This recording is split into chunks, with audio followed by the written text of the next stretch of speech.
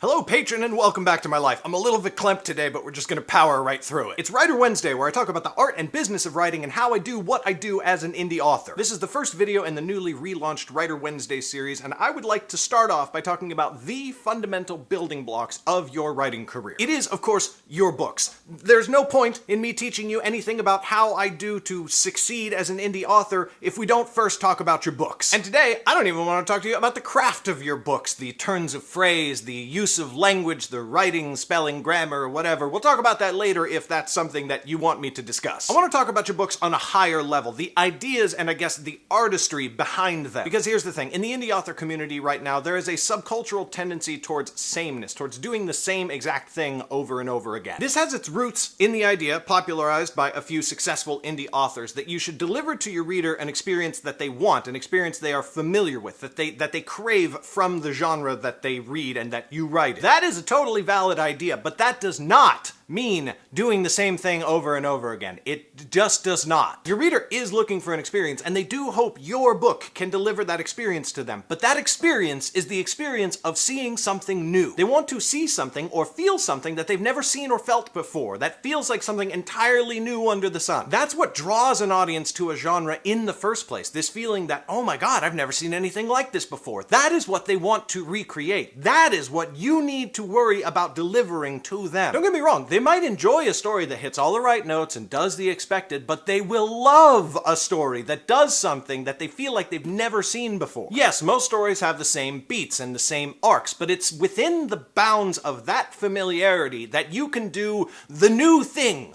Whatever that new thing is for you. I would never tell you what that new thing is. I would never even give you examples of what a new thing could be. It has to come from you. But that should be your number one priority. What is the new and exciting thing you're going to bring to every single one of your books that gives readers what they really want, which is the feeling that they've never really seen anything quite like this. And yes, I do mean every one of your books. This is not just some artsy pet project thing. You should be trying to bring something new and different to the table every single time, because here's a secret, most of the time, you will fail. You will strive to create a new and exciting thing, and you will just accidentally do same old, or you will trip and fall in the execution, and the new thing you try won't work. But only by trying again and again and again will you hit that magical stuff, that thing that you execute well and that nobody ever has seen before. And that's what's in the classic of every genre. Every single one. Take your genre, whatever you write in, romance, fantasy, mystery, whatever. The greatest books in that genre are considered the greatest books and have stood the test of time because they broke the rules, they broke new ground, they did things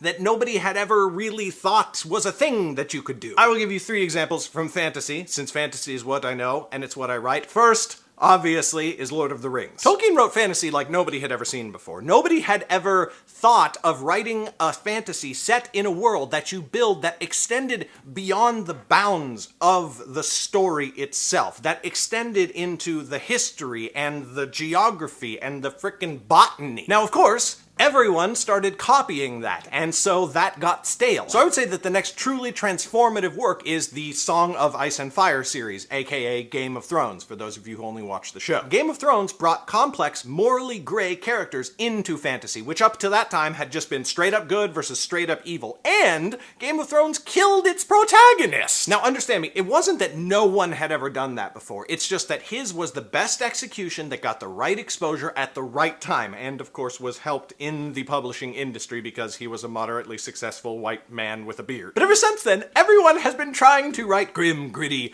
dark fantasy because they all want to be like George R.R. Martin. But the point isn't to be like George R.R. Martin. The point is to be the next whoever it is. The next person that does something new, which is what he did in the first place. I would say the next transformative work in fantasy would be Patrick Rothfuss and his trilogy, The Kingkiller Chronicle, which has done 2 things that have never been seen before in fantasy. First is the actual way he tells his story, where the narrative flips back and forth from what you could call the present. There's events that happen in the present, but the main body of the books is a character in the present telling the story of his life up to that point. Now, from a technical sense, this means that we are flipping back and forth between first-person narrative and third-person narrative, which is extremely unusual, but more than that, we see things in the present and we are really drawn to find out how they happened in the backstory. It remains to be seen whether the fantasy genre in general will acknowledge Rothfuss's work as a pillar of fantasy, but it ticks all the right boxes, and it is my personal favorite fantasy to be published in the last 10 years. Sword of Truth, Wheel of Time, the Shannara trilogy, they are all fading from general knowledge, and they will probably continue to do so. They're not bad stories, but they're extremely derivative, and they do the exact same thing that everyone before them had done. And moreover, within that series, each book did the same thing over and over and over again. They got popular and they made money, which I guess is fine, but none of them are nearly as successful as the 3 series that dared to try and do new things, that really captured not only the attention, but the hearts of their audience. And if there's a reason that my Underrealm books do as well as they do and continue to do better and better and grow and find new and growing audiences, I think it is because I'm at least trying to do new and exciting things that fantasy hasn't seen before. I'm not always doing it right, but I am trying. And that is your assignment for the week, patron. Go and figure out what is going to be awesome about your writing. What new thing are you going to do that really only you can bring to the table? A lot of people say that you are the only one who can tell your story. That's true, but you have to figure out what your story is. What is going to be different? What is the only thing you can bring to the table and enhance your books with. And that is what I want you to do this week. And then figure out how to bring that new and unique thing into a structure that is relatable enough that audiences can still access it. Pull them forward by giving them something familiar enough that they will come with you the next step to actually advance your art and your writing. And that is it for this Writers Wednesday. I hope that you have enjoyed it. As I have said before, please let me know what you want me to talk about in this Writer Wednesday series, whether it's about the art, the writing itself, or the business of indie publishing. I want to help you. I want to tell you what you want to know. But first, I have to know what you want to know. Thank you so much for watching, and I will see you next Wednesday. Bye!